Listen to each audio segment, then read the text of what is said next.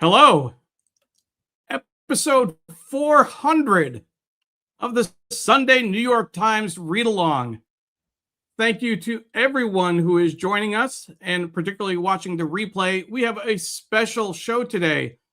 Tom Jolly, Wayne Kamidoi, and Mike Connors are joining us as guests. Paula Kiger is back as a special co-host.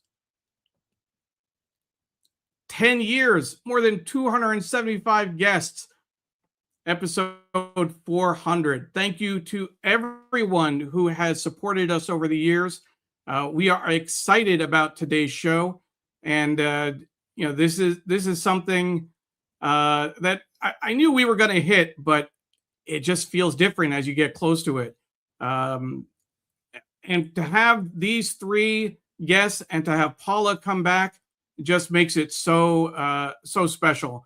So the first off, again, thank you to everyone who is watching on replay, and make sure you like, comment, share, retweet, tag your friends, do all the things you do to make sure that people can find the show.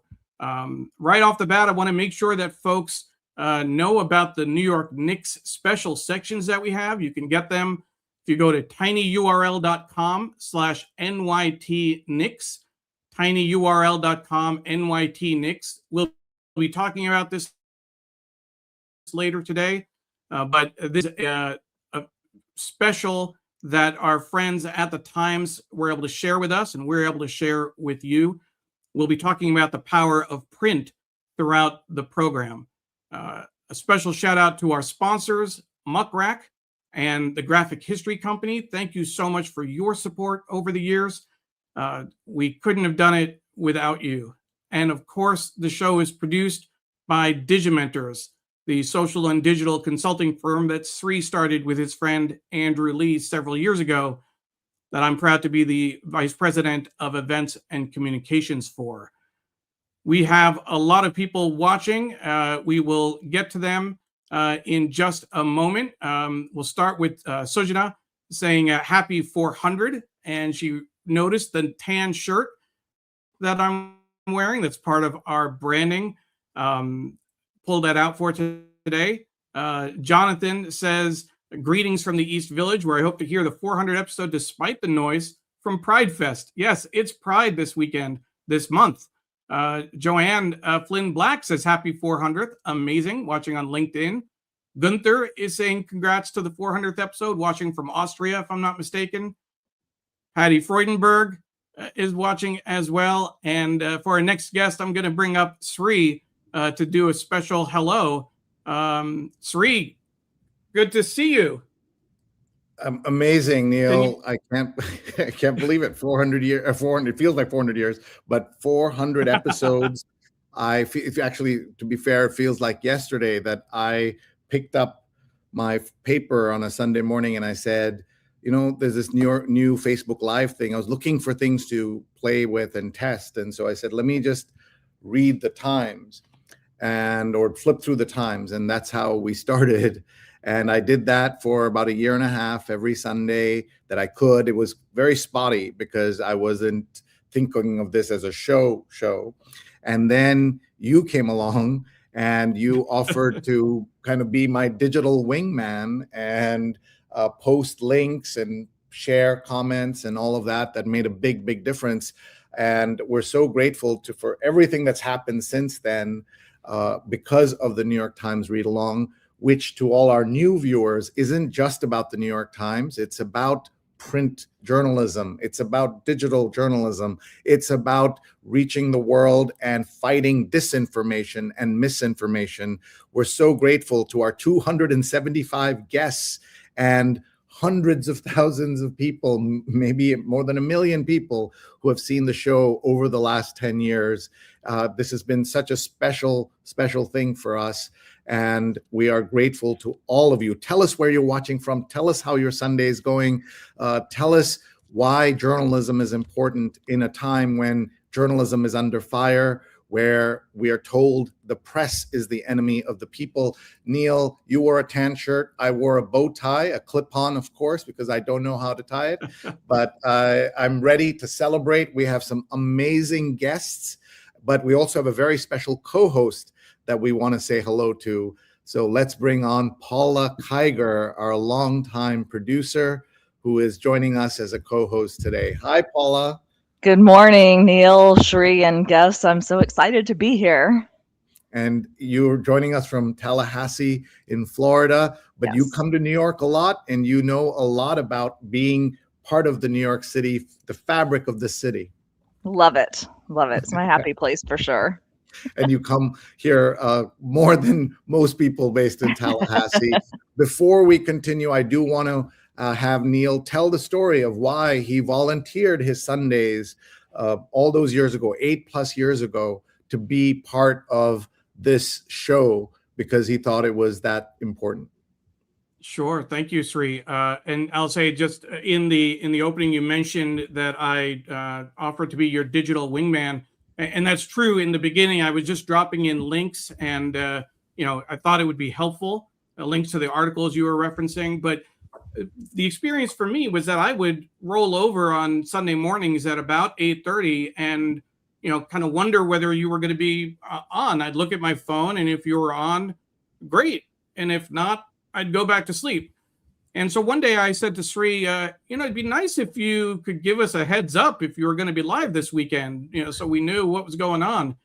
And, without missing a beat, Sree said, great idea. You do it.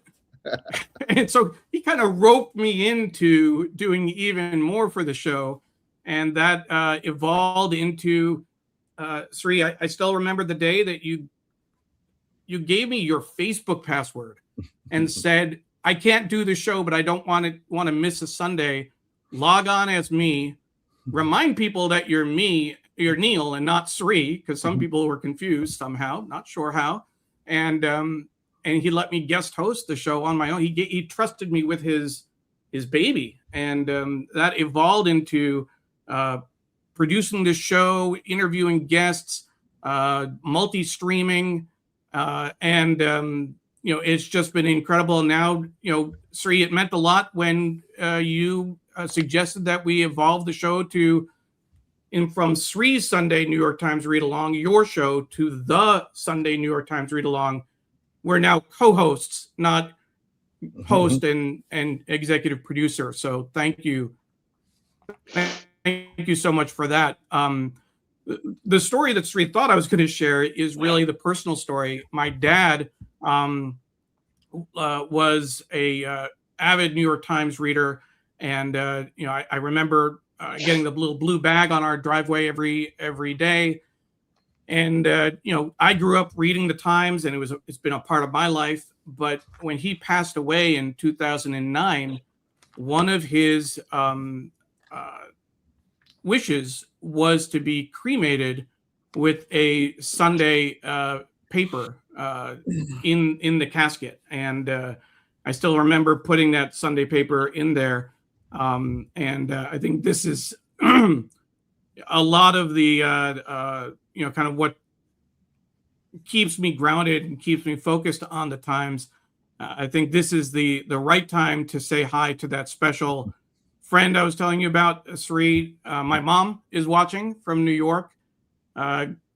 She says, good morning. Congratulations for 400 episodes. Mom, I wrote on Facebook, I'd like to think Dad would really enjoy the show and that he'd appreciate it. He'd have some snarky comments. He would, but he would have enjoyed it. Well, while I have both of you here, Neil, every time you tell that story, or when I tell that story to other people, I have goosebumps. And Auntie, thank you for supporting this show, and thank you for the amazing friendship I had with your husband, Neil's dad, who was a newspaper publisher himself, an ethnic newspaper publisher, who took on this idea that this young journalist at the time and the South Asian Journalists Association was important, and he would come to meetings and support me personally and the organization. It meant the world. So thank you to the Parekh family. And Uncle, we're thinking of you out there, and we appreciate you instilling the power of print in Neil's mind. It's so important. With people watching from all over the world, we already said hi to Gunther watching from Austria, and we're just so grateful to everyone who can be with us. Doug is watching from Marin County, California. Thank you for creating this amazing community and honoring journalism every week for so many years. It's also 5:40 in the morning, and Doug is awake and watching, as are so many other people. Patricia says 400 episodes of excellence, and Joe, I think Sujana saw what she looks like balloons in the distance, but it's actually a lamp that I think everybody in my family hates but tolerates because I insist that it stay there. Rupa is watching. She's actually sitting over there and watching. That's now her office. So I expect those balloon lampshades to come down at some point. And thank you to her and the entire family for tolerating. Imagine somebody on Sunday morning, 8:30 a.m. reading a paper out loud, shouting on the screen when necessary. But it was super irritating to them. Neil, I started doing this so early. People have asked me, why don't you do this later in the day? I did that because the kids were so young. There were preteens, teenagers. I wanted to be available to them by 10 a.m. by the time they woke up. And that's why we do it so early in the morning. And we have done some really fun episodes in other places, including we will meet one of those gentlemen who made that possible, two of the gentlemen who made that possible in just a bit. We went to the New York Times printing plant and did that. We've also been to other places. You got to go to the home of Amy Verschup, the travel editor of the New York Times, and read the paper with her. You've been to the Toronto Globe and Mail's office. We have done the Khaleej Times in Dubai. So this is about the Times. It's about a celebration of journalism. And John says, well, if you think of it in years, it's your quarter century. And Diane, watching from Margate, New Jersey, usually, congrats to Sree and Neil on the 400th show and all you do for the journalism community. Sheila is watching. She's one of India's great anchors, journalists, and she has a book out on her years of working in Indian television. And Melissa Ludke. Neil, we'll let you say hi to Melissa. Melissa, so glad that you're joining us. Melissa, of course, is a journalist herself. She broke down the barrier. She broke down two barriers, Sree. One, as a sports journalist back in the 70s, sued to get access to Major League Baseball locker rooms. And we interviewed her for that on this show. But I also, Melissa, with your permission, I want to share that you were also on the other show that I produced, Shining Light on Shadows, a candid conversation about mental health. And she shared for the first time her own experience with mental health issues. So, Melissa, I am so honored that you are a part of our circle. Locker Room Talk is her book that Sree is showing. Both of those groundbreaking conversations are important to me, both Locker Room Talk and your support and advocacy around mental health issues. So thank you so much. Thank you. Paula, your thoughts as we get ready to bring on our guests? I think the thing that keeps going through my mind is how this is such a support for local journalism. You know, the Times hopefully will never go away, but I see so many other smaller outlets struggling, and I feel like it's all part of one whole, and the more we can do to support that, the better. So I love that we have this role in encouraging people to pick up a paper, whether it's print, digital, whatever, but just to stay in that universe and keep good journalism alive. Thank you. And thank you for your part in supporting us, where you wrote about us in 2018 on your blog. And that was a special moment for us when that happened. Neil, I am excited to bring on our guests. I just want to show people very quickly what the paper looks like so they can see that. And then we'll get right into the today's conversation with our three fabulous guests. I know that Mike Connors, who is one of our guests, loves it when he sees me do this with the paper because he produces the print physical edition of the paper himself. So that's really important and really cool. So let's look. This is yesterday's headlines. I always like to compare the two. In Venezuela's rubble, listening for whispers and longing for help. Death toll jumps as hurdles slow relief. Just imagine all the pain people in that country have gone through in these few days. And then look at the layout. They're given it the entire above the fold is for this. U.S. strikes Iran in counterattack. Drumbeat of death surrounds Myanmar rebels. Yale seeks talks in U.S. inquiry on admissions, and hope for light at tunnel's end in Penn Station. You know, I was going to look at the paper, but it doesn't make sense, Neil, to look at the paper just us. We have three amazing guests joining us, so let's bring them on. Let's put the card up so we can get everybody ready to bring in our guests, our very special guests today. This is our 400th episode, and we couldn't be happier or more honored to have with us Tom Jolly, the print editor of the New York Times, Wayne Kamidoi, New York Times art director, and Mike Connors, New York Times production manager at the managing director of the production department at the New York Times. Please welcome these three amazing guests. Oh my God.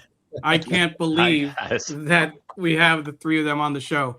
I want to let everyone know, even before we let them say hello, we have been working with Mike, Tom, and Wayne for about 6 years now.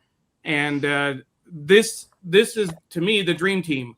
Having them on for the 400th episode, I reached out and they almost immediately said yes. Thank you so much for your support of the show. It means the world.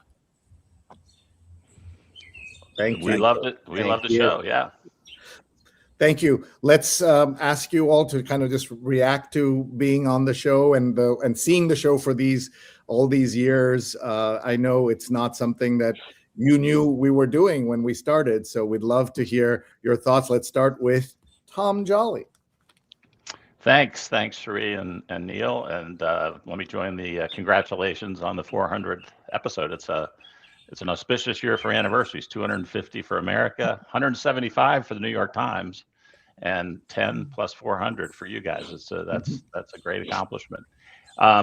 Look, we're proud of our work, obviously, and so anybody who celebrates it in the sense, or at least talks about it in the way you all do, we want to be supportive. And as Paula and Sree and I think Neil too were saying, anything that can promote journalism and the continued success of journalism, we want to support. The Times has been very good about working with local journalism programs to support other news organizations around the country. We don't want to be alone in the world. It's important to have all kinds of journalists around the country, and competition is good too. So thank you guys for all the support. That's such an important point, that we need all kinds of journalism organizations, small, big, national, regional, and the Times is a successful business at a time when there are so many unsuccessful businesses in journalism. But the way that you all work together and encourage local journalism is very important, and I'd love to hear more about that. But let's say hi to Mike Connors, who has been a great supporter of the show. Is with the New York Times production department with the printing plant at College Point. Welcome back, Mike Connors. Thank you. Good morning, everybody. I'm proud to be here, and I'm honored to be here. And as my third go-round on the show or more, and like Neil points out, supporting the show and looking out for opportunities to promote the great work the folks I work with and for, I'm very fortunate to be part of a team out in College Point of over 500 people. Some great bosses, managers, and friends. They form all those relationships with me. And people that have shown me throughout the years. We talked before the show started about people saying print. I had guys in the 80s telling me to get out of the business. And as time goes by and celebrations, this is my 50th year there. So I haven't given up, all those years later. And I have no intentions of going anywhere soon. But we have the opportunity to work with people like Tom and Wayne and his great creative work, and Andrew a couple of weeks ago, who was on the show, and we get to put the finishing touches on it and get it out to the readers out there. That panorama that Andrew did on 10-minute art a few weeks ago, and some of the things that are coming down the road. The compliment that we pay to journalism out in College Point is simply amazing, that we get that opportunity and to show off their work. And I think we'll talk about that basketball team that won something 2 weeks ago during the show, right? And we won't talk. Neil, I promised I wouldn't bring baseball up right now. Well, anyway, thank you for we the said invite. we wouldn't talk about the Yankees. We wouldn't talk about the Yankees. We can definitely talk about the Mets. Wayne may take objection to that, but that's his decision. Well, thank you again for the invite. Thank you. And Mike, just remind us, you have a deep family connection to the New York Times. Yes, Mike do. does. Mike does. Yeah, Mike, tell us that. I'm the fourth generation in my family to be working in the New York Times, and my great grandfather came here from Ireland in the early 1890s, I believe, and was a doorman security guard for the New York Times. And here I am, 130 some odd years later, the fourth generation of Connors at the New York Times, and very blessed to be able to say that. And I'll do a shout out to the Sulzberger family for being part of that success and the way they've taken care of their product, the Times, and all of us.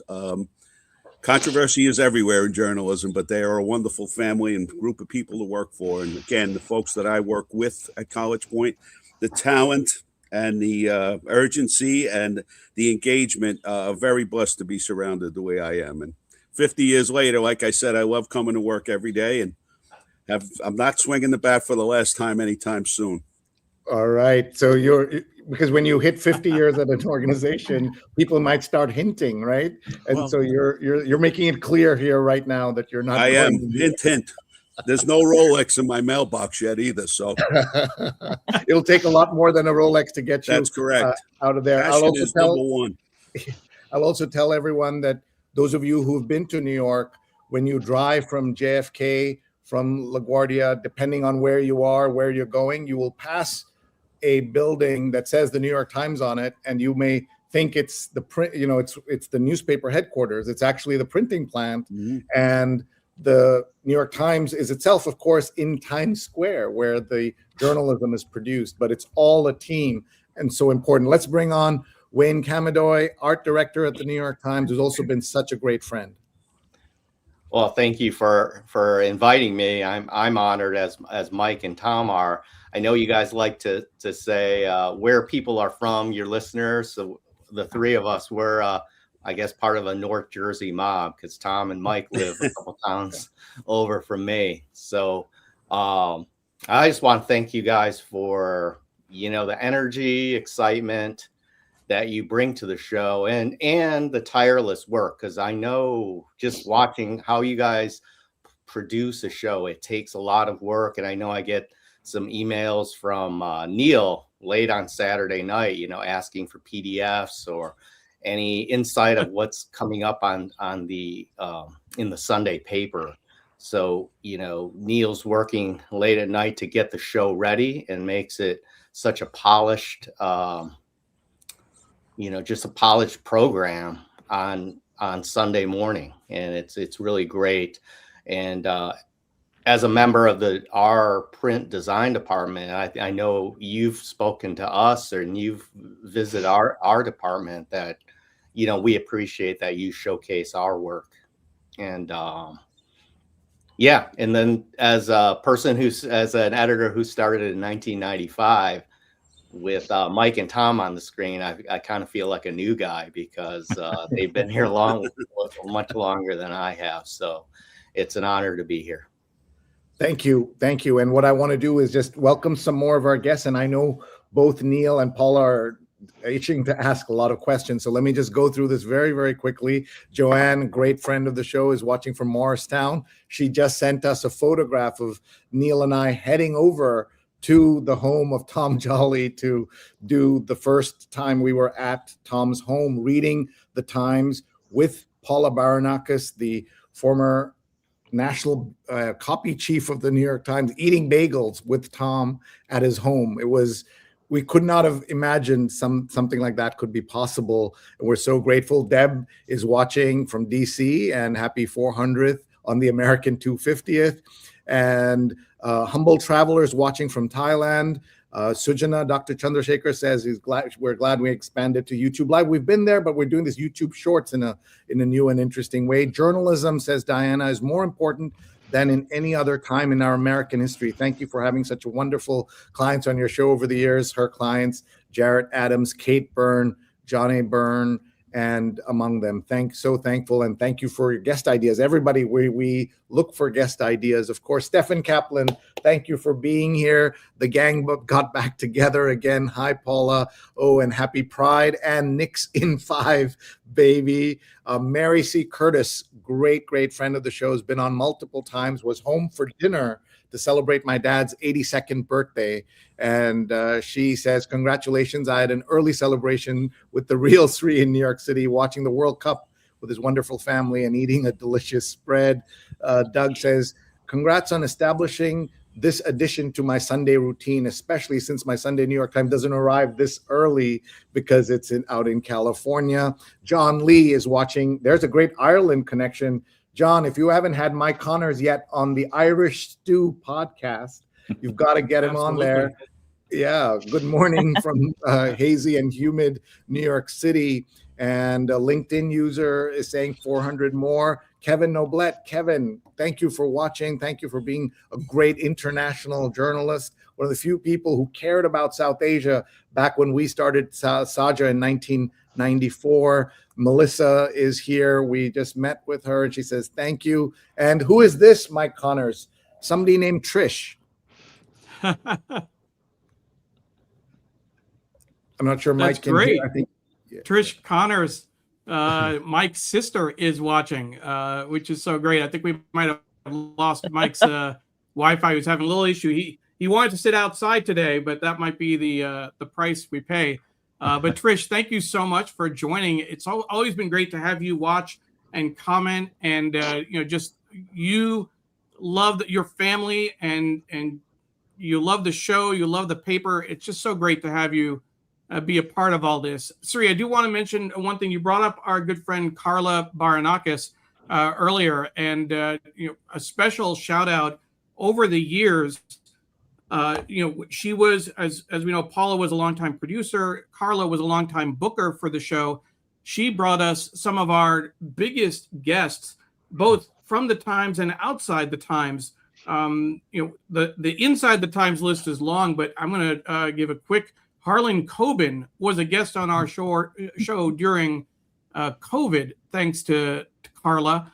And then all of the great Times writers that I grew up reading, and then I got a chance to actually be on a show with them. People like Clyde Haberman and Jack Curry, Bill Roden, Claire Smith on the sports side.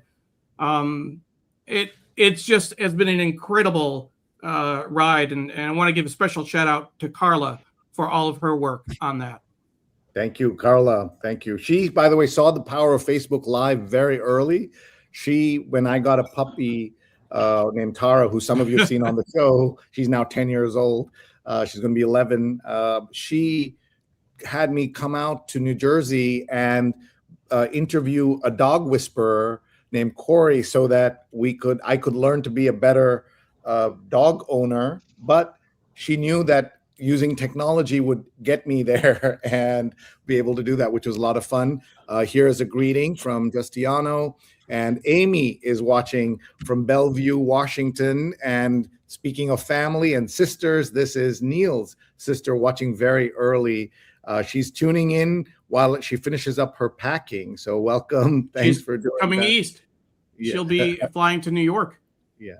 And Trish is excited about the Knicks. And in Verona, New Jersey is Ron Thomas, who's usually watching from Dubai. And Ron's been a great supporter, guest, connector on the show, a great person. Thank you, Ron, for all your support. Chitachi is watching. Happy Sunday.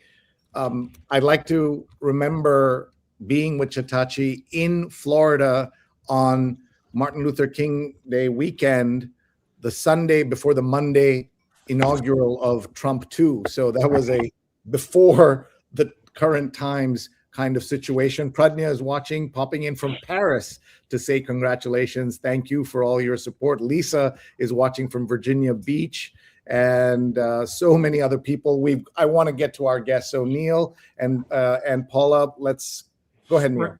Right before we do that, Instagram comments. Instagram is actually more active today than usual. Sree Walter Grayson is joining, saying big day. Deborah Kerr was saying hello. Kavri Madhavan, a former guest on the show, and several other people are watching on LinkedIn. So, on Instagram. So thank you for that. And the LinkedIn user, Sree, that didn't come up with the name and picture, that was Walter saying congratulations on 400. So Walter, thank you so much for all of your support for the show. Thank you. Let's go to Paula for a question, and then we'll get back. Oh, by the way, since Mike has gone indoors, look at him, always troubleshooting. Mike, I love that you do that. I don't know if you heard, but we've booked you on the next podcast because the Irish Stew podcast says we'd love to have Mike on Irish Stew. I hope Mike can hear me. Others, we'll have to get him back later. No problem. Let's go to Paula. I think one of the things that draws people to this program is that you all make it look seamless, but I know it's not. So I'm interested in stories from behind the scenes of when something didn't go according to plan and how you rectified it. And I guess it could apply to any of you, but maybe Tom, this is one for you. Sorry, I thought you were talking about the show itself, because I was thinking right now is an example of when it's not quite going right to the show. Okay. we have stories about that too, but in 400 episodes, believe it or not, once in a while things did not go according to plan because technology is not always our friend. But I really meant in the publishing process. Right. Well, I mean, every day is a challenge as to what news how news is going to evolve, when certain stories are going to be available for print. Wayne and I both came up and spent a great deal of time in the sports department, and there's nothing like being on deadline and a playoff game goes to extra innings, or I can remember this was when I was in Pittsburgh, before I came to the Times. We had the sports section leading with the Los Angeles Dodgers losing to whoever it was in the World Series game, and it was on the pages. And Wayne will know, the former Tigers player hit the home run that won the game, and we had to throw out the whole page. And so things like that happen all the time. And people like Wayne, one of the things that amazes me about Wayne is that he will come up with a beautiful design for a page, and then news changes and he just throws it away and does it over again. And when I first started working with Wayne, I was just amazed at his ability to react like that and give up some beautiful work that he had done on a page and just react to the news. So having that kind of mindset is really important on a daily basis. Yeah, thanks, Tom, for your compliments. We, as a department, when you're dealing with news, especially, is you can't hold on to an idea very long, or you have to be able to pivot pretty quickly as news happens, especially in the world we live in today. One story I have just from the Knicks run to the playoffs, I know Tom was involved in getting it started, was doing a special preview section for the Knicks. And it was going to be, if they got to the finals, we were going to do or if they won the NBA championship, we were going to do a champion section. There was all this advertising that was kept being purchased, and the section kept growing and growing. But the Knicks had not won the championship yet. Didn't do Knicks in 5 as Stefan got his wish. But we were doing work led by Tim Oliver, who is now the sports art director. And we were teaming up with a bunch of editors and designers. and we were working on a section as if the Knicks won. However, if they didn't win it, a lot of that work, or all of that work, was going to not be seen. But the only way to produce a section that was going to get out as quickly after they won the championship eventually had to be done in advance. And so we were just working as the games were going on, with the thought of that this may not ever see the light of day, or Mike's printing presses. So, that's just part of the job, but you have to be prepared. And that's for the Knicks run in this case, that's how we prepared. Just doing it as if they were going to win. So as they kept on winning games, anyone who was working on it for sure definitely became Knicks fans like myself. I can give you speaking of that special section, sorry, Tom, I was going to say we have the PDF. Go ahead. I was just going to say that I was nervous for other reasons, because I think it's pretty well known at this point that we had created a large special section on the election of the first woman president in 2016. As Wayne said, all the work was done in advance, was prepared for publication the day after, so it would have been Tuesday was election day. It would have been in the Thursday paper. But of course, that we still don't have a woman president. And so all of that material had to either be retrofitted into other purposes, or just never saw the light of day. So I was glad that the Knicks won for that reason too. Just to understand, when sports teams print the paper, their T-shirts and hats, presuming they'll win the Super Bowl or the championship, they then ship them off to other countries. Are there places in other countries where maybe they get newspapers where there is a headline that never, or alternate history or alternate reality? Has that ever happened? That has not happened to us, but of course there's the famous Dewey beats Truman headline from Chicago that haunts every newspaper editor since then. Neil, tell us how we can get these PDFs, even though you may not be a Knicks fan, you will, as a fan of journalism, want to get your hands on these. So please tell us how we can get them. Absolutely. So thanks to our special friends at the New York Times, we have these PDFs on our website. You can go to tinyurl.com/NYT-Knicks. That's NYTKNICKS. And you can download not just these 3 special sections, the finals preview, full parade coverage, and the special section that Wayne was talking about, but there's also a image of the tip that you can get on our website. And I was just showing that real quick for folks, so you get a sense of what's there. This special section, with the championship winner, just look at the layout, the secret to the sorcery of Brunson. This is gold, literal gold. And the ads.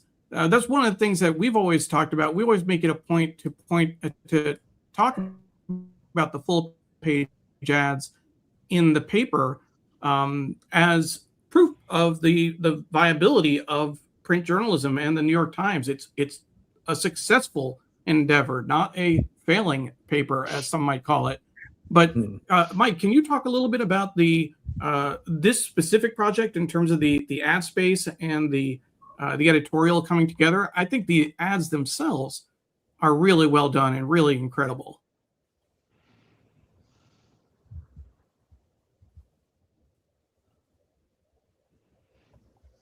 Oh, no, sorry, Mike. Let me put Mike back on, because we had Mike. Can you hear us now? I don't know if we can hear you though, Mike. We're not getting your audio. We're having some technical difficulties with that.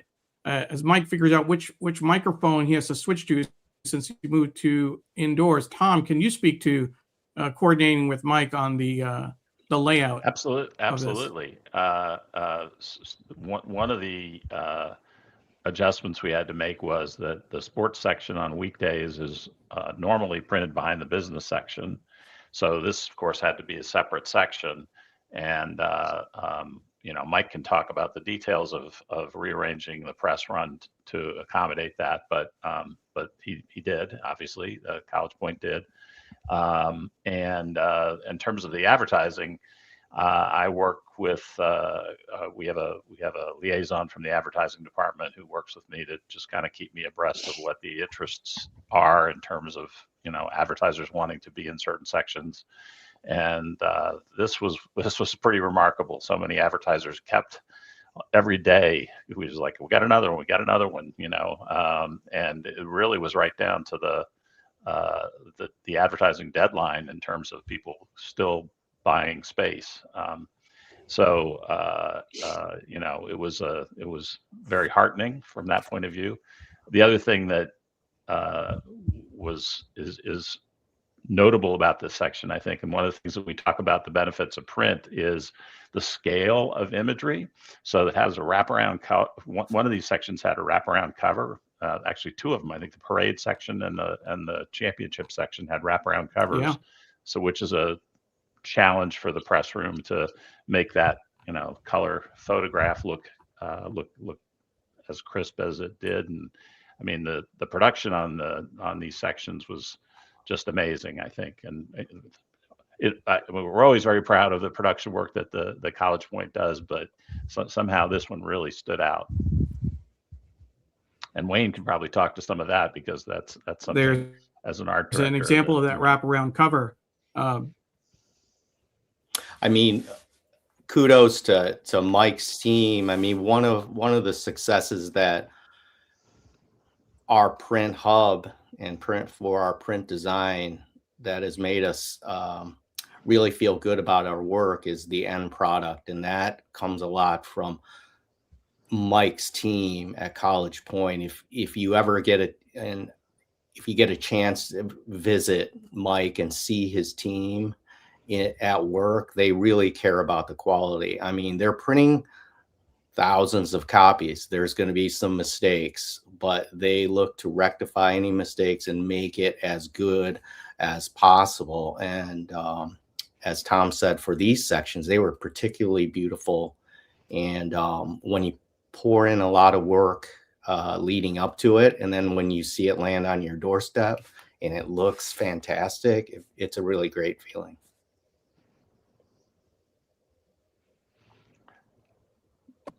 It really is. It really is. Again, folks can get the PDFs from our website, tinyurl.com/NYTNix, or you can go to digimentors.group and find NYT Read Along on the top and look for today's episode. Let's see if we can bring Mike Connors back on, and if the audio is working. Mike, thumbs up if you can hear us. Okay, and we want to try and hear you. No, unfortunately not. Sorry, Mike. I'm sure it'll work. He's gonna. We'll leave him on there when he starts coughing or smiling or laughing.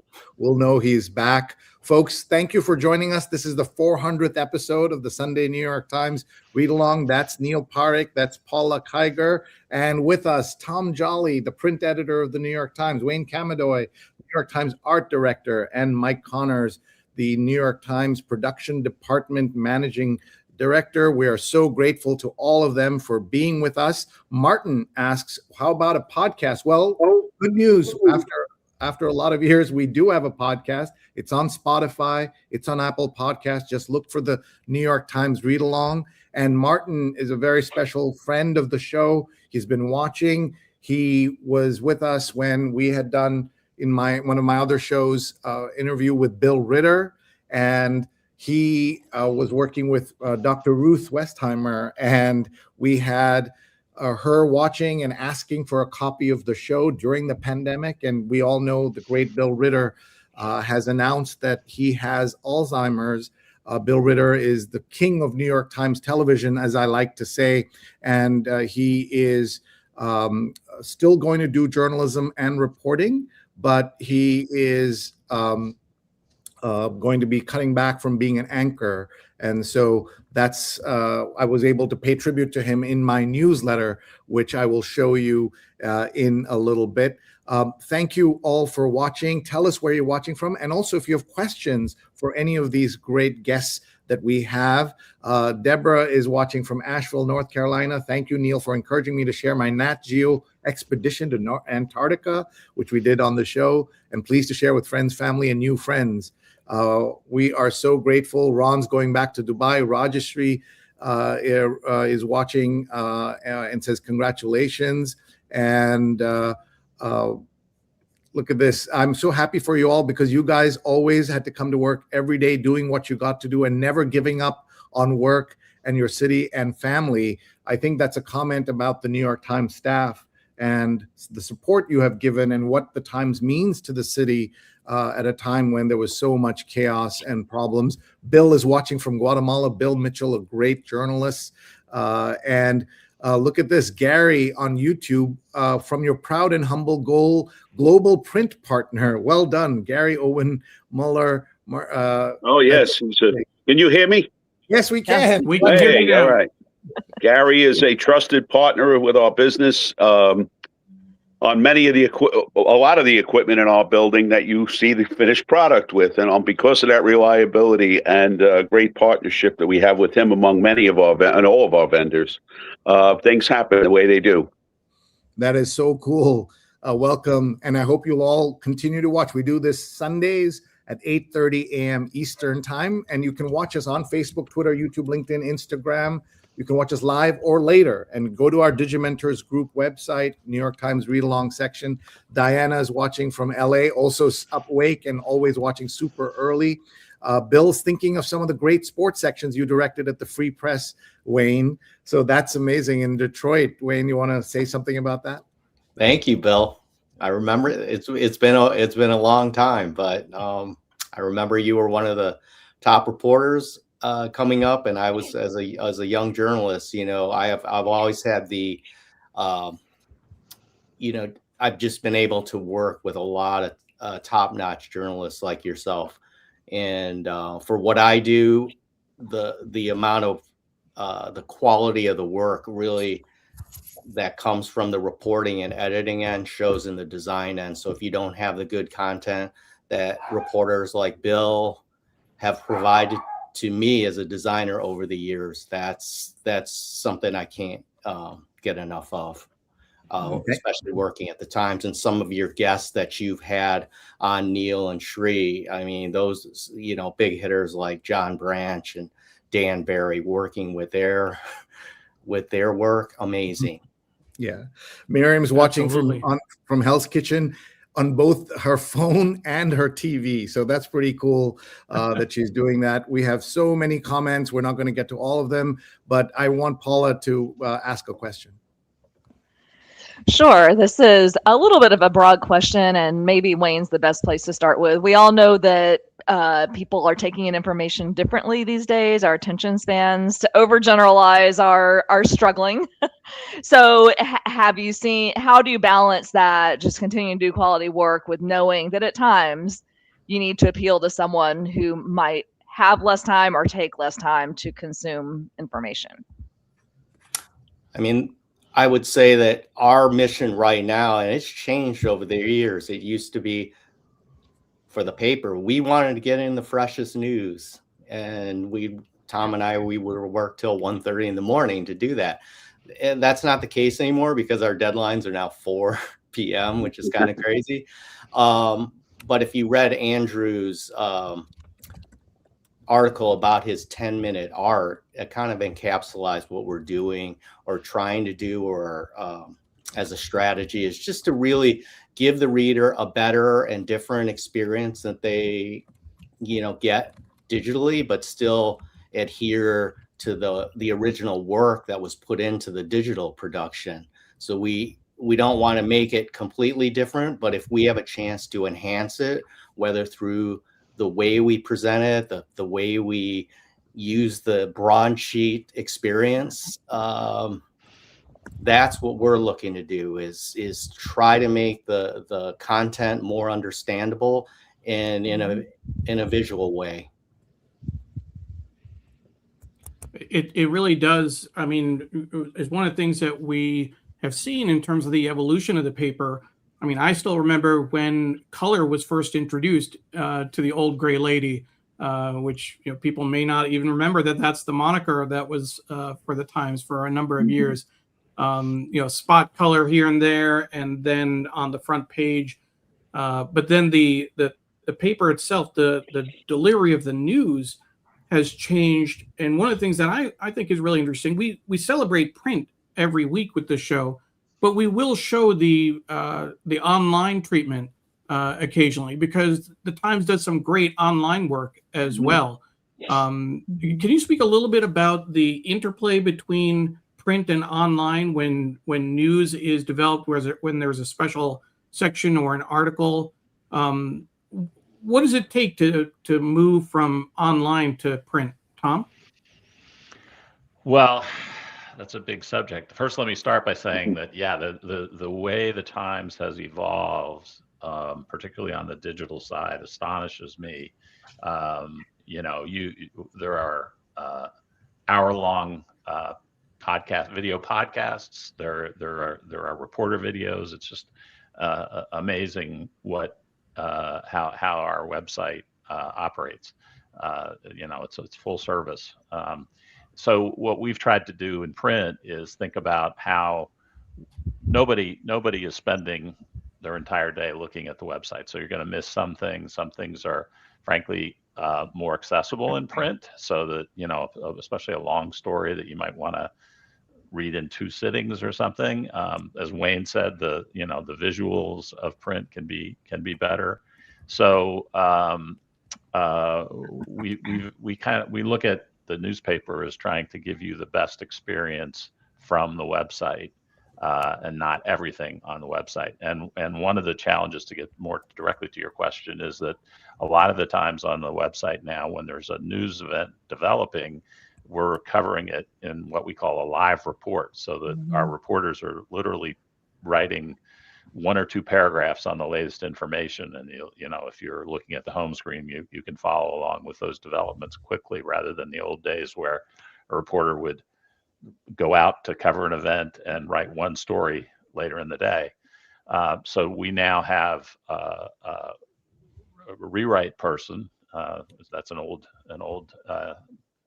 term, but we have a couple of people who will look at the website and work with the reporters when they're available to write a story just specifically for print that can work on the front page. Now, we obviously aren't going to do that for every single story. We pick the big story of the day or story of the moment, which lately has been the situation in the Middle East, but also can be something like a Supreme Court ruling that has significant, is of a great significance. So it's every day is a day of adjusting to how we need to operate. And as Wayne said, with closing the paper at 4:00 for the first edition, we want to make sure that we get the gist of what's happening, but also think of it more as an analytical.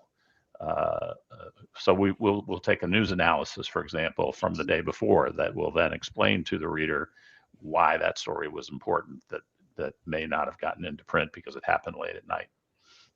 So it's, like I said, it's a daily kind of chess game or something to figure out how we put together the best paper. That's great. Thank you, Tom. Appreciate that. One thing I want to remind folks, again, we do this show every week on Sundays. We do take holidays off, but over 10 plus years, we've gotten to our 400th episode, and Tom, Wayne, and Mike are part of this group of 275 guests that have joined us over the years. And it really is, I was talking about it, referring to it as the weekly miracle, putting on this show, as opposed to the daily miracle that is printing the New York Times. We have a comment from Gunther, Sree. Big praise for the digital New York Times. You can really see that the New York Times did its homework there. I feel it's exactly as Wayne describes. That is, it uses the freedoms you only have with that medium, which is definitely great. I do want to mention to folks, and I have this running on the screen, if you want to join our mailing list, send me an email, neil@digimentors.group. We'll get notices for upcoming shows, links to these special PDFs. And Doug mentioned that he's grateful for the PDFs, in this case, the NIC special sections, because they're not in the paper. Just to remind folks, these were sections that came out over the last several weeks, both before the finals, when the Knicks, the coverage of the parade, and the special section that came after. So we're thankful that Wayne was able to package them for us to offer to all of you. So thank you again for that.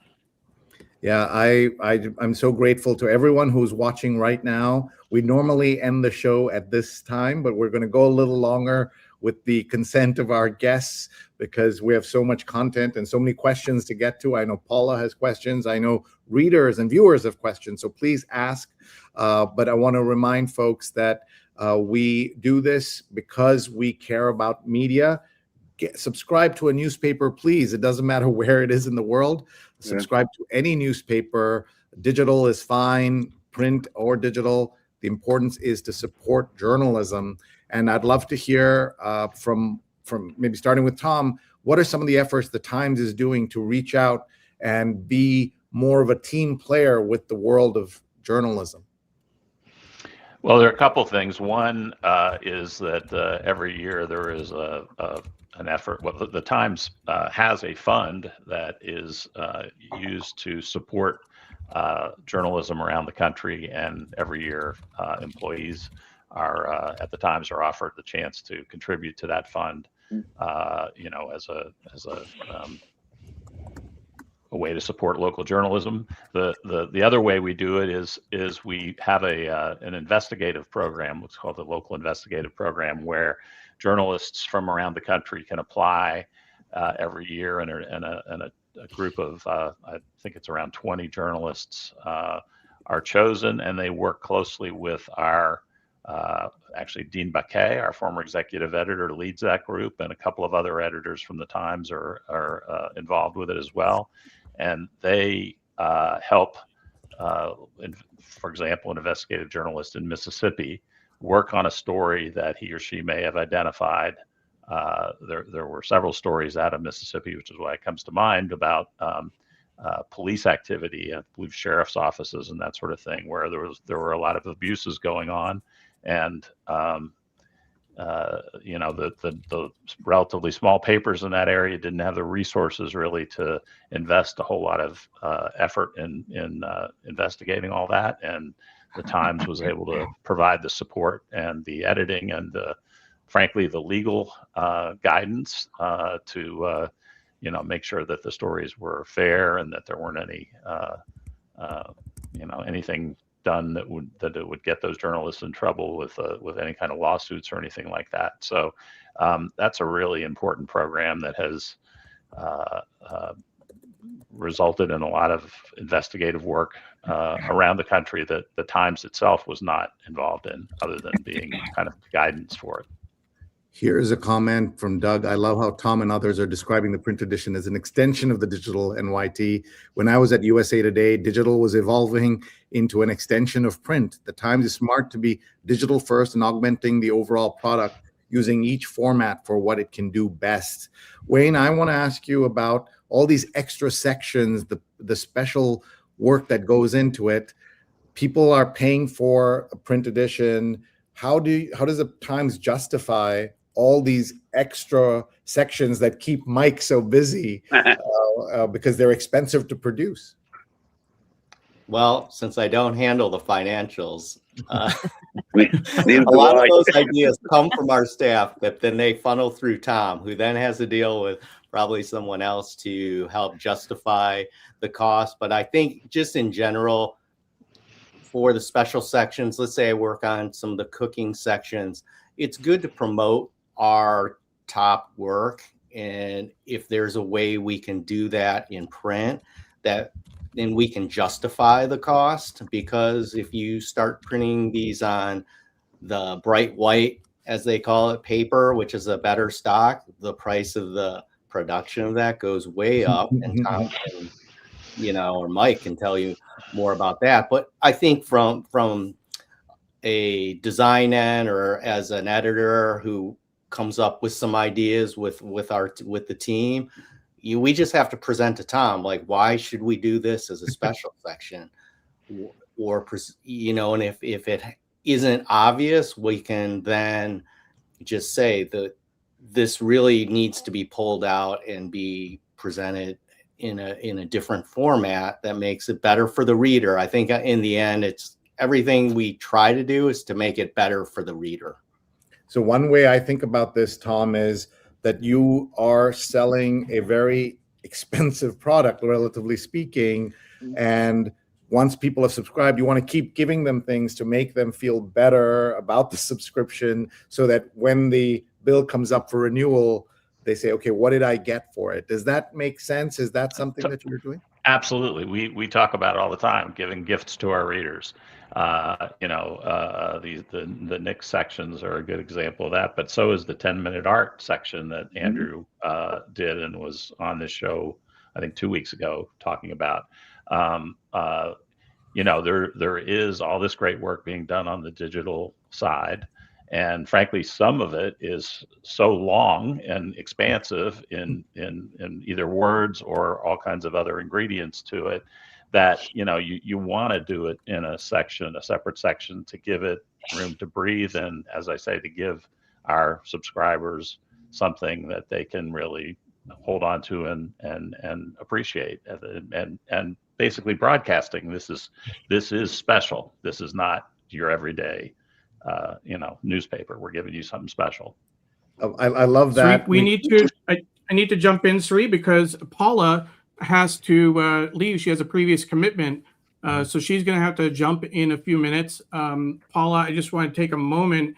I'll give you the last word, but for folks who may have joined us more recently, Paula was a longtime producer of the show. She took on my role of putting in links and engaging with the audience on Facebook when Sree handed me his password and said, you host the show when I can't do it. So I got a chance to work with Paula for a number of years. And Paula, I wanted to just thank you for all of your work to make the show a success. And, really all the support you gave me personally, phone calls after every episode I hosted. Paula, did that go well? Did I do this right? Was that okay? Did I go too far on this question, etc.? I appreciate, in the Saturday afternoons when I was prepping for the show, you gave me more support than you realize. So thank you for that. Before you have to leave, I want to give you a final word.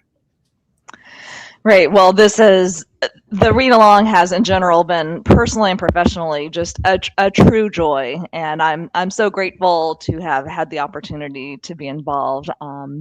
It really has meant so much, and it's connected me to my favorite place, New York, which in itself is a godsend. So I didn't know, Neil, if you wanted me to leave off with a question, but I'll do that. And then if you want to take it, you can. If you want to move on to something else, I am interested in, over the past 10 years, what has changed about accessibility. I know there's a large print edition. I know there is audio.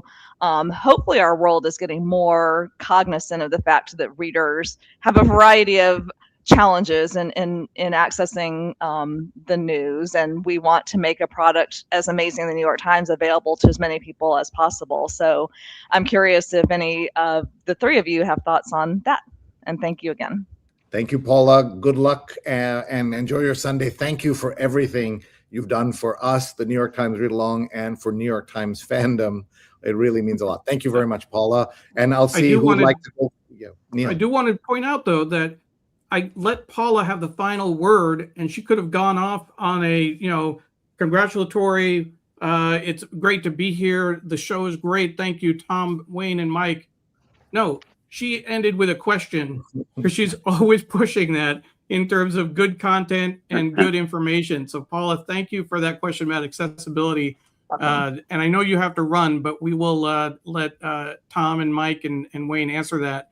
And I'm sure you'll go back and watch the recording when you can. Thank you again. Everybody can do. So everyone, please, Yeah, thanks, Paula. Everyone, you can watch live or later our shows and go to the New York Times read along button on digimentors.group, and you can find it there, or on my YouTube, LinkedIn, etc., and on Neil's Instagram. So that's something you can do. Let's go to Tom first on this question of accessibility. Well, it's a great question. And, obviously we want our journalism to reach everybody that we can reach. So the Times has done a lot of things to increase accessibility. I don't know if it's true of all of our articles, but many of them you can actually listen to now, thanks to AI. There is a voice that reads those stories. We also translate to Spanish in many cases. Many of the stories are translated to Spanish. We also translate to Chinese and Russian or other languages when we have a story that we think is of particular interest to that group of people. So yeah, that video obviously is another form of accessibility, and sort of in reverse, because what we're trying to do with video is to show you who our reporters are, and it's also obviously a way to communicate quickly about a story. As we were talking, I think it was actually Paula asked that question of how do we get people get their attention in a not very attentive society, and videos are one of the ways. Reporter videos are one of the ways we do that. So there is definitely a whole range of continued exploration in accessibility, and we think of the paper as one version of that. Obviously, that if you have it's a way to reach people who maybe aren't online. So it's maybe not the most, accessible to people who have vision problems or whatever, but it's one of many forms that we try to use. And I think the audio stuff is so important for this. But also another way of accessibility is the Times has put the athletics soccer coverage, the World Cup coverage, online for free, which is the opposite of what I thought people would want to do, because this is when you've got everybody wants to read the athletics coverage, and the New York Times is giving it away for free. Tom, do you know any of the thinking behind that? I think it's brilliant because people will now get addicted to it. But do you or Wayne know anything about that? Well, I think it's we've done that. We've done something similar in other situations where. Election coverage, I know. Where we have felt like the news was so compelling. It could be unfortunately it could be a disaster, but it's election coverage, and as you say, it's a way of, I guess, the old term was a lost leader, where you're trying to attract readers and then hope that they will find the material worth investing in after the World Cup is over. Yeah, I want to go back to Mike for this question about these special sections that come in. Yep. Wayne and all the journalists and everybody comes up with these ideas. Does your team, when they hear how complex these can be and how much more work they are, what is the reaction? Is it like when we have teenage children and you give them an extra task, or are they excited to try something new? Push. Tell us about it. It's certainly excitement, and just to use Andrew's model as a most recent, he reached out for me in March, I believe, and sent me a picture on an email of a piece of loose leaf paper with what he thought we could do for the final look on that, because that had a curveball to it with a normal panorama. And so I brought in one of the subject matter experts. I can be a good middleman and pass the buck. But we brought in Carl, who has worked with Andrew and Wayne and all of us on these concepts of a different look to a section, whether it's a panorama, as that one was called, or any 4-page or 6-page we can do. And working together with all those brilliant people from the get-go, for me, is just an incredible experience that never goes away. So we say, bring it on, and we want more. And we're not there to judge or topics or content or anything. We're there to make it look the way the designer does. So we do that. And just to throw a plug in on this Nick stuff, it's not just PDFs. Anybody who's interested, we're selling many of those at our company store as individual sections. All right, so Can people I- can can go I and just- look them there. Yeah, please. Sree, Go. can I just say, I think one of the most kind of gratifying things that has happened in as print has evolved is the relationship that we've established and built on with the printing plants, and the work that those folks do. Mike is being modest because as he always is, but you know, the that 10-minute art section was just an incredible production effort. And I mean, I joke that I'm waiting for them to produce origami out there one of these days. And I don't, and Mike is right. They wouldn't say no if we said that. No, we won't. If Wayne came to Mike and said, I've got an idea for an origami section, he'd figure it out. We would. Well, one thing that we talked about earlier was doing a project that never saw the light of day. One of the first Pano 8 projects that we thought would work was a Dan Barry article about a boxer. And so we mocked it up, had Mike print it, and then we as the news design team presented it to Tom Bodkin, who's been your guest before, I believe. He was the creative director, and then he looked at it as just, I'm a reader. And then Tom was like, this might not be the best format, but we were so excited to try this new technology or a format that Mike could do. And you know, we took Tom at his word. He was right. It was not the best project to do, but you know, we invested our time into it and it didn't work out. But then we did that as a special Dan story as a special section. And that kind of started the ball rolling on taking our you know, some of our best enterprise journalism and making it into a special section. And then we later did a Pano 8 on, I believe the first one was on Thanksgiving cooking. And that turned out to be the right way to use that format. And we've done it ever since. So that's probably been 10 plus years. We've always worked with cooking on a Pano 8 section to just display their recipes. So just to be I clear, just want to point out. Thank you, Neil, for showing that. Yeah, we're talking about the special with Andrew Sondern for our 399th episode just 2 weeks ago. We took off for Father's Day, but if folks missed that, you can get the PDF at tinyurl.com/10-minute challenge, 10-minute challenge, and I still have that special section. I think that's one of those timeless sections that you can always go back to and always look at. This idea of looking at artwork for 10 minutes and then seeing what you can learn. I think that was incredible. So thank you for that. And Mike, it was your suggestion to bring Andrew on the show. So appreciate you flagging that for us. Oh, by the way, we're selling those copies too. I think we sold out actually. I sent them more, Tom. I know. I sent them a second truckload. All right.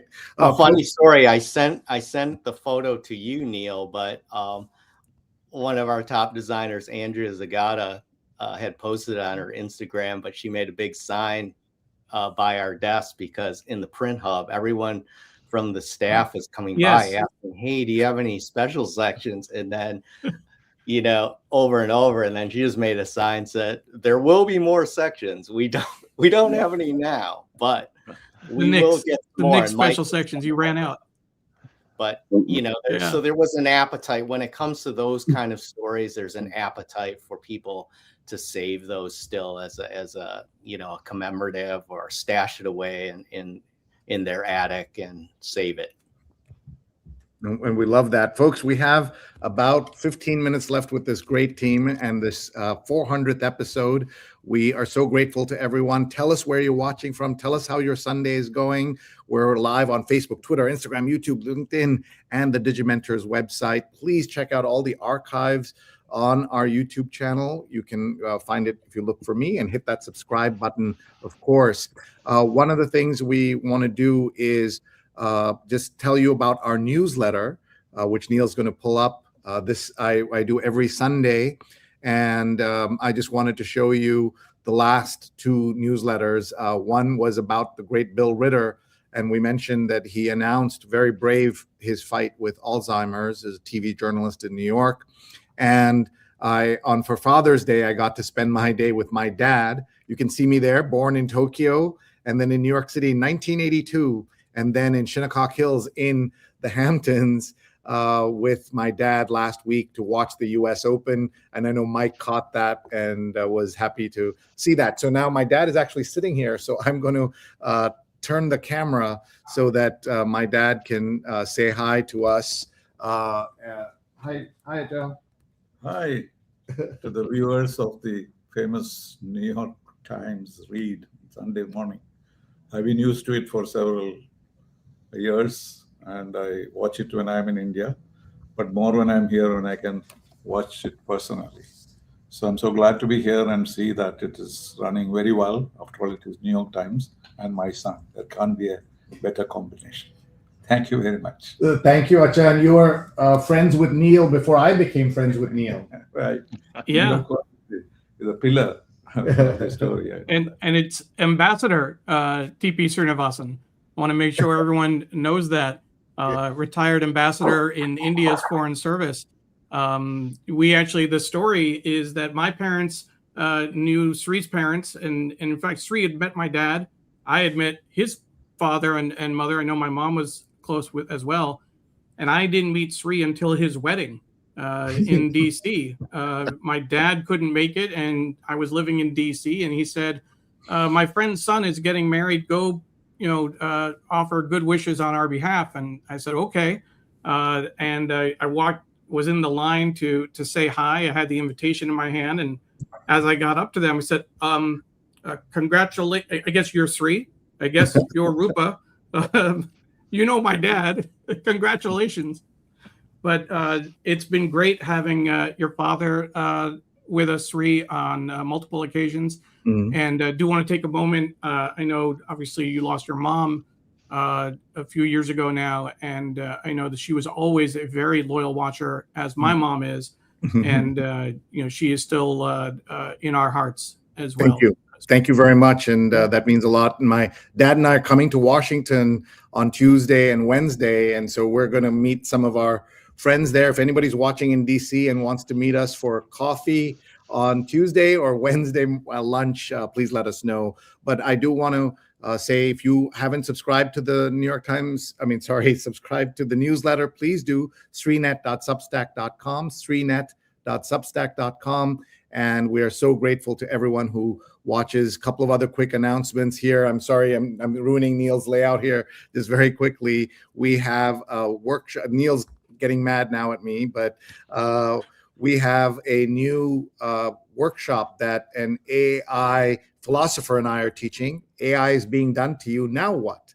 And on July 11th, it's a Saturday from 9 to noon, 3 hours on the skills you need and the confidence you can get to survive in the AI age. Just go to sreenet.mn.co, sreenet.mn.co. Just take a screenshot or use your phone, and we're offering 50% off for anybody who uses NYTR50 for this.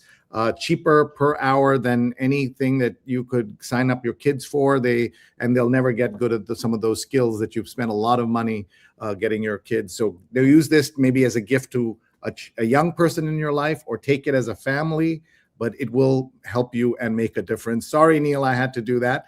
And I'll show you later how to add the image so that it doesn't do that next time. See, I'm always learning from Neil. And then I do, on a serious note, want to pay tribute to Om Malik, who co-founded Saja with me. You can see how young we were in 95 and in 98. We founded Saja together with our dear friends, MK Sreenivasan and Dilip Masand. And he had heart issues for a long time. You can see the New York Times wrote about his heart issues when he got sick because he was such a big name blogger. He was in the New York Times twice about his heart attack in 2008 when this all happened. And he, at that time, if you'd said he would, he had a second chance in life, and he embraced it fully and got to live for another 19 years. But imagine the New York Times covering your heart attack. And then he was in the Times for something else. Let's pull this up. This is a lovely little piece in the Times, a nonstop party for South Asian homeboys. His side gig was running desiparty.com. Desi, D-E-S-I, is a word that means South Asian.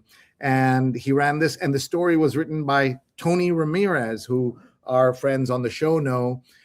Tony himself has passed, and so has the great Om Malik. Both of them have passed, but both of them taught me many things, including show up, be involved in life, care about writing and words. It really made a difference. And if Tom or Wayne knew Tony, will have them also just say hello to the memory of Tony, and therefore of Om.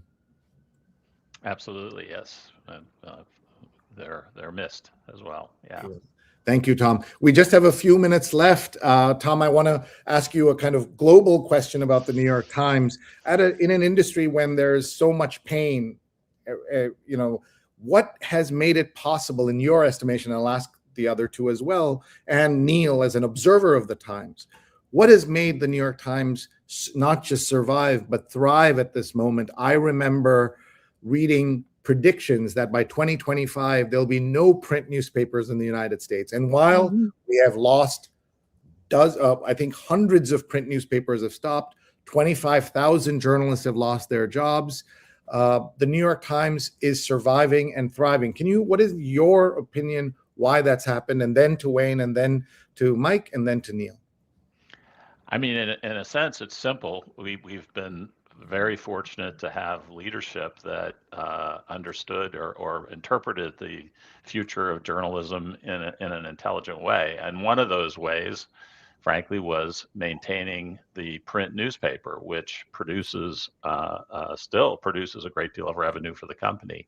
I won't name the company, the other newspaper company, but a couple of years ago, I was contacted by representatives of this company who said that they realized that they had abandoned print too quickly, and that it had cost them a lot of money, and they were struggling because of it. And so they were asking me for how we operate in the print hub and kind of some guidance to try to revive some of their print work. I'm not sure that how well that worked for them, but it was pretty telling. I thought that they recognized that they had moved away from print too quickly. And one of the things that has sustained the Times is the fact that print revenue has enabled us to invest in the digital work and develop a video department, for instance, that is growing very rapidly at the Times. We now have more reporting, more people in our newsroom, more reporters than ever before. And again, I just have to credit the leadership of the paper, and of course the Sulzberger family and the AG in particular, who really was one of the leaders of the innovation report for one thing, and then became publisher, and he has really been great. Understood what we needed to do to sustain ourselves. And can you give us some counts some of the figures around print, digital subscribers, if you have them off the top of your head? I think the company would frown on me giving out those kinds of information, but that is public information. Some of it is public. Some of it is public, yes. Yeah. One of the goals is to. I think I forget where we are. Are we at 15 million subscribers at this point? I think we're right there. But at any rate, yeah, the numbers are good. Okay, Wayne, your thoughts? Well, I just think that, from a global sense, it's been the Times has been able to evolve and change and keep up with the changing landscape of the business. I mean, as Tom alluded, other companies haven't been able to do that. Obviously, print is an area where people started to forget about. It's part of a news organization, and luckily, work at the times where there is support for us to keep getting better, provide a quality product. And we're evolving in the way we think about how we're going to present the news in the print paper. And while we have to, on a daily basis, put out a paper, which takes a lot, we're also, luckily have managers and a very creative staff to think about how we can make ourselves better just as a department. And that's the way I look at it. If we're putting out a good quality product, then hopefully print can sustain and keep its readership. Beautiful. Thank you. Mike? I'm very fortunate all these years later to still be part of print, obviously. I also get the opportunity, just like I did with you, Sree and Neil, to do tours with groups from all over the parts of the business, including schools, and to think about our model and how smartly those above us have created that mosaic of digital, of cooking, of games, of all those things, and the different customer base that we now have. People that may not agree with the Times or read it, but are customers and paying customers on a cooking site or a game site. And even in my own house, I have a daughter who's not picking up a printed paper every day, but she's a loyal subscriber to the New York Times. In print, our efficiencies have created another business for us. We're a business unit. We are printing over 60 different publications now in that building. Without naming all of them, it's keeping print alive for small newspapers, for community newspapers, for human interest type of newspapers and lifestyle papers. We print in 4 languages. So we've taken our big building out there and made it a print type of center. While the Times is number one, we've also created a business model that contributes to the revenue. So yeah, we're printing in Spanish, English, Yiddish, and Chinese. Amazing. Lisa King says, love to my College Point family. Oh, that's my friend Skippy, yes. Okay. And look at this comment. Started working at the Times in 1963. Mike's dad was the man who hired me. Retired now in Thailand. That's Joe, right? The mayor. Yes. Yeah. What a story, and what a great connection. That is. He worked with my dad. Yeah, I'll tell you a quick story about legacy stuff. And Neil, we talked about it with your dad. My dad passed almost 10 years ago to the day. And when I went over to the house that day, he was sitting in his easy chair with the crossword puzzle. And that was his last gesture, was doing the Times crossword puzzle that day. So it stayed in the blood, I guess. And print was alive then, and it's very much alive today. Oh my God, Mike. That's a true story. I still have the puzzle. People ask me, what do I do with it? And I said, I look at it because I'm not smart enough to finish it. And it's a collector's item.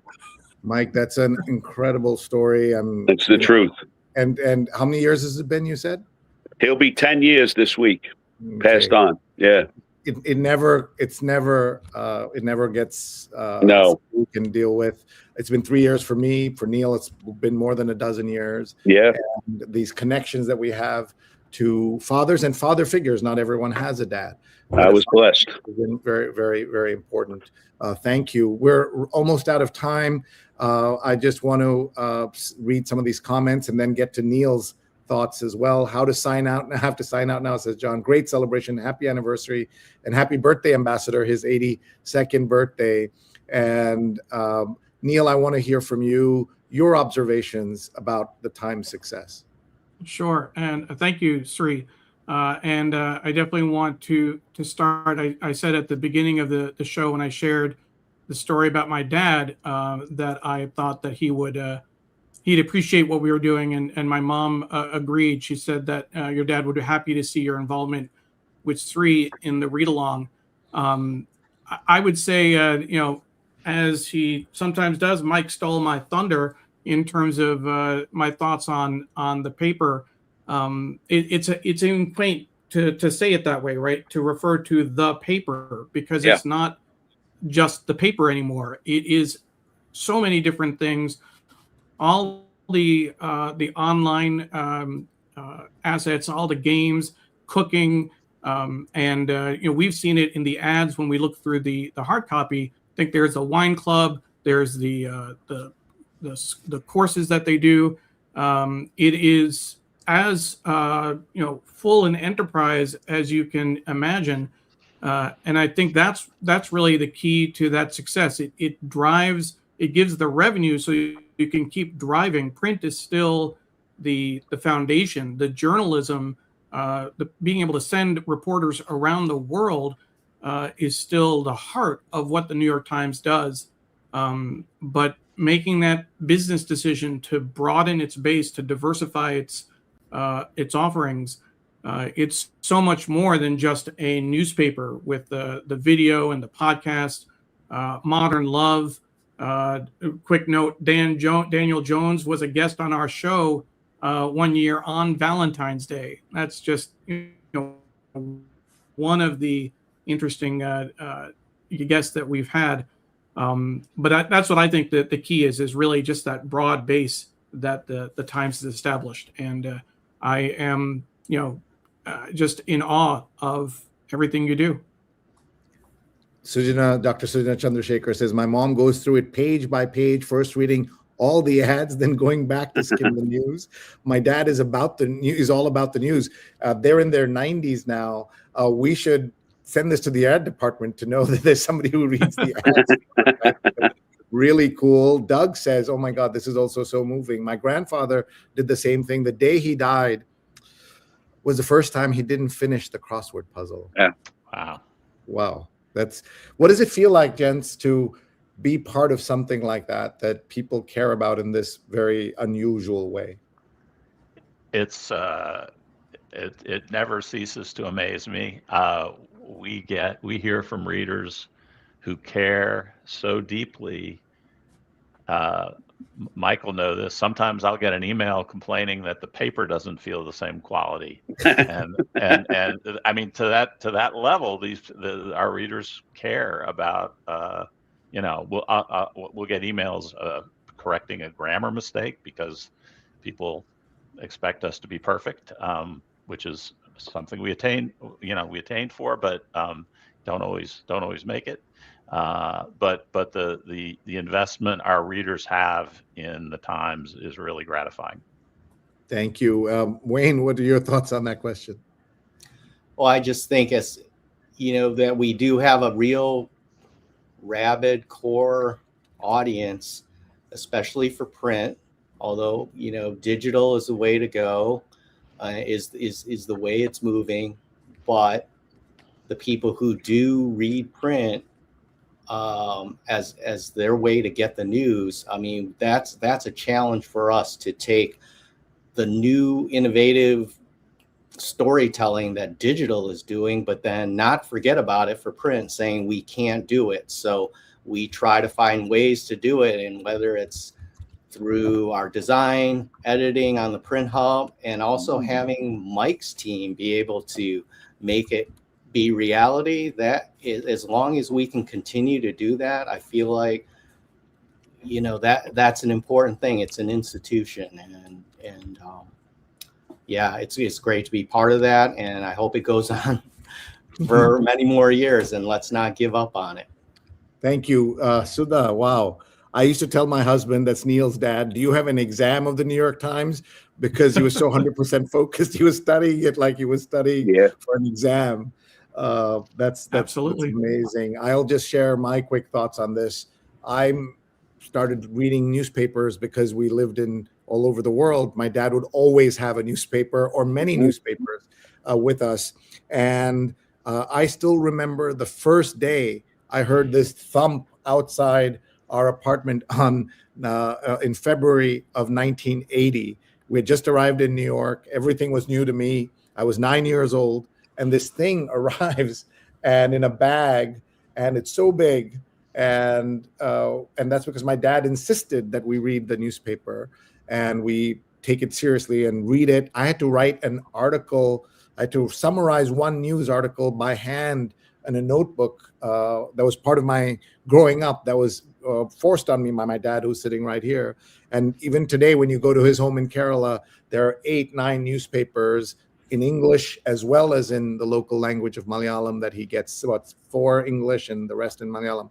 And that's the power of journalism, is the power of newspapers. And that's why I became a journalist. I'm sure though my dad would have loved for me to become a diplomat like him as well. Look at what Ron Thomas is saying, that thanks for a great anniversary. Hello to your dad. Your show was an inspiration to me starting my podcast, and everyone should check out his. This is such a special day, everyone. Thank you so much. Here is Apollo watching from Philadelphia.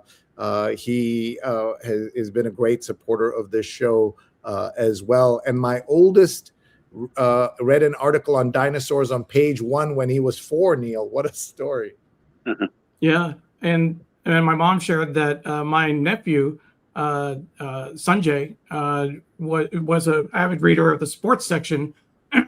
It obviously the switch to the Athletic, and we did a whole show about the sports desk. But my nephew used to read the New York Times sports section when he was 8 years old, and Sree's showing today's sports. So there is sports. It's just not a tennis. sports. There's sports. It's all written by the Athletic. Absolutely. Yeah. Certainly.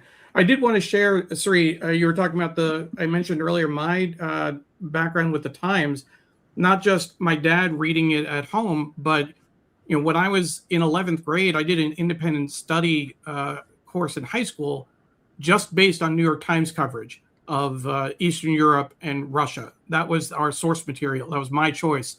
I delivered the newspaper to the high school teachers. I did it in college. And in college, I actually signed up for AOL back in 1992, only because I could get the New York Times online at my computer. That's what got me into AOL. So, I mean, this relationship is long, it is deep, and it's just a part of our lives at this point. I mean, I can't tell you how many times I check the app on my phone during the day, just constantly looking for updates and what's new, what's being pushed out. It's in our blood.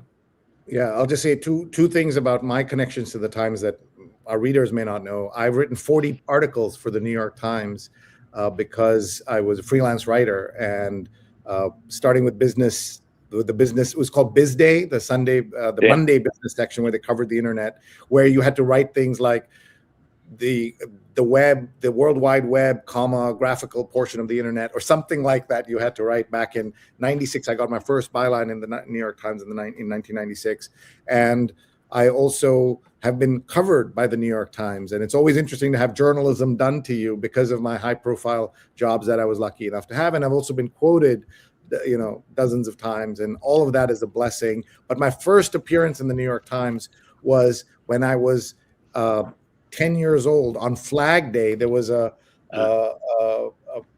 picture of Mrs. McAuliffe's class from PS6 in Manhattan crossing Park Avenue, and there I was dressed up like a Minuteman and a patriot carrying the flag or standing behind the person with the flag. I did find that. I'm sorry I don't have it to show you today, but that's my connection to the Times. I want to give our guests a chance to give a final thought before we let them go, because we've gone way over. So let's start with you, Mike. Your final thought for now, and we know we'd love to have you back.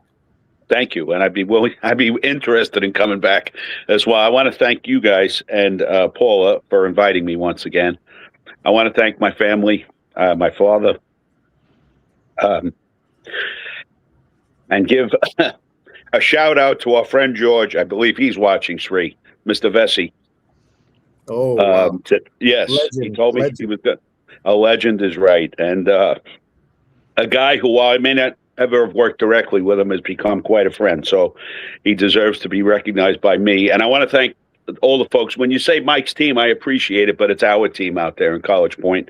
And I've been guided by some great managers who trusted and believed in me. And this is not about me. It's about the idea that it's a wonderful team we work with through COVID, through storms. Tom talked about getting an errant paper by a reader. And in the middle of a blizzard in January, somebody was complaining that they got the wrong weather page. Meanwhile, there was 2 feet of snow outside their door. But whatever, and all those things mean people are engaged in our product as we are as employees out in College Point. I'm going to cut myself off and say thank you very much. I'm very blessed. Thank you, and also shout out to the delivery men and women 3 Yes. a.m., 4 a.m., I get the paper on the 23rd floor of an apartment building. Like, Yep. that's a miracle in itself that Yes. happened. And they're all obviously not employees. You contract that out, but That part of it, yeah. very, very special. We're grateful. Thank you, Mike, and we'll see you Thank again. Wayne, over to you. Well, yeah, congratulations again on your 10 years, 400 shows. Great work, and thank you for again showcasing, spotlighting, critiquing our work at the New York Times that I've been part of for over 30 years, and I'm proud to be a small part of.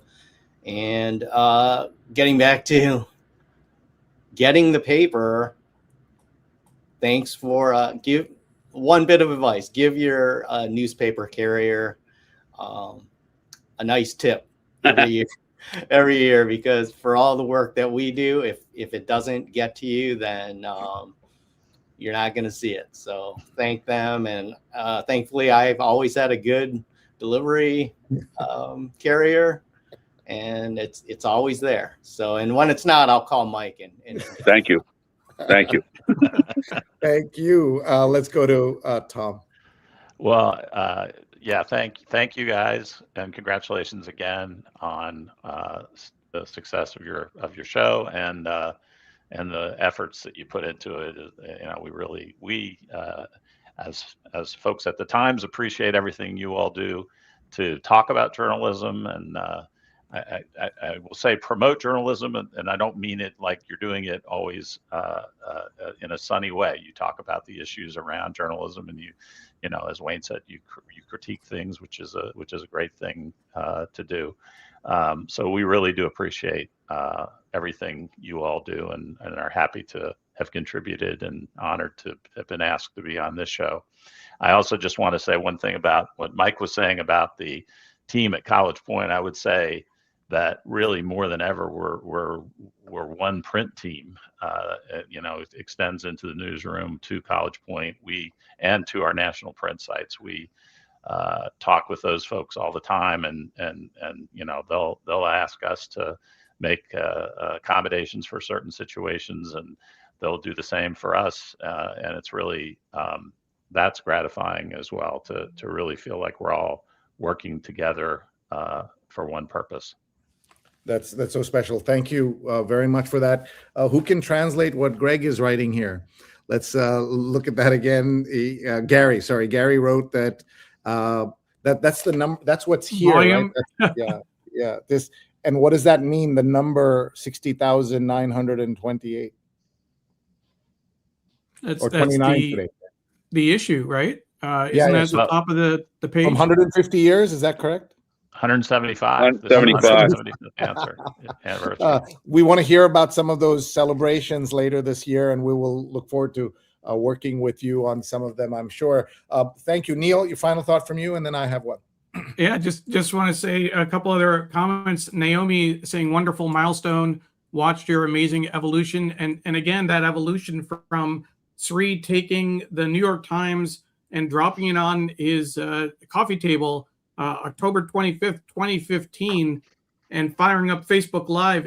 It started off as an experiment in social media to teach people how Facebook Live worked. And he just, used the Times because he was a journalism professor and a professor of new media to where we are today in terms of this production.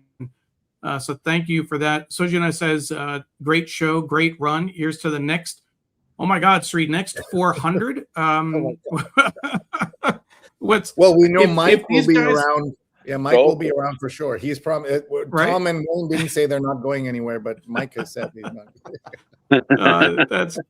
That's crazy, but yeah, this is just one of those things. Tachi says the New York Times read along is one of the highlights of my week. Thank you so much, Sree and Neil, for the hardworking effort you put into making our Sundays great.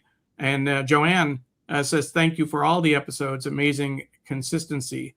It's a labor of love, and that's really the only thing we can say about it. I am sure that Mike, Wayne, and Tom can say that as well. As much as it's a job and it's where you're employed, You wouldn't keep doing this. You wouldn't put all of your heart and soul into what you're doing if you didn't love what you do. And I think that's something we all have in common.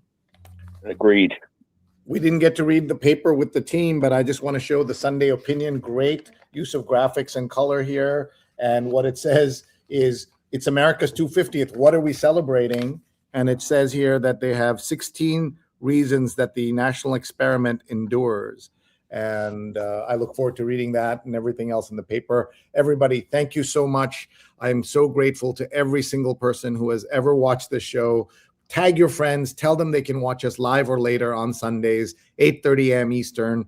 And Eric is watching from Ottawa. We're so grateful to everybody. Thank you all. See you. We will be next week. It's 4th of July weekend, but we will be live with a show in part because there's a special section in the magazine that we're going to be highlighting, and there might be some print specials as well. Yeah. So join us July 5th for another episode 401 of the Sunday New York Times Read Along. If you joined late, you can watch the replay on Facebook, Twitter, LinkedIn, YouTube, and our website. Thank you so much. Bye-bye. Bye-bye.